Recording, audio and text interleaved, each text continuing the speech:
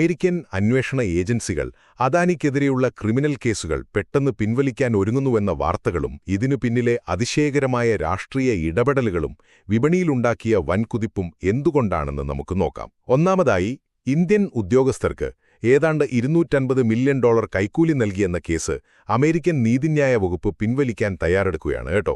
ഈ വാർത്ത പുറത്തുവന്നതോടെ അദാനിയുടെ ഓഹരികൾ ഒറ്റയടിക്ക് 13% വരെയാണ് കുതിച്ചുയർന്നത്. വിപണിയിലെ ഈ വൻകുതിപ്പ് വെറുമൊരു അത്ഭുതമാണോ, അതോ ഈ നിയമക്കുരുക്കുകൾ അഴിയുന്നത് നിക്ഷേപകർ മുൻകൂട്ടി കണ്ടതാണോ? രണ്ടാമതായി, ഈ കേസ് വെറുതെ ഇല്ലാതാകുന്നതല്ല.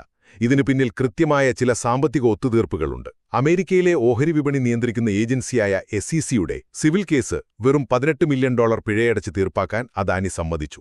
ഇതിലും രസകരമായ കാര്യം എന്താണെന്നോ, കേസ് വാദിക്കാൻ അദാനി വച്ചിരിക്കുന്നത് സാക്ഷാൽ ഡൊണാൾഡ് ട്രംപിന്റെ സ്വന്തം വക്കീലായ റോബർട്ട് ജിയൂഫ്രെയാണ്. കേസ് ഒഴിവാക്കിയാൽ അമേരിക്കയിൽ $10 ബില്യൺ നിക്ഷേപിക്കാമെന്നും 15,000 തൊഴിലവസരങ്ങൾ സൃഷ്ടിക്കാമെന്നും അദ്ദേഹം വാഗ്ദാനം നൽകി.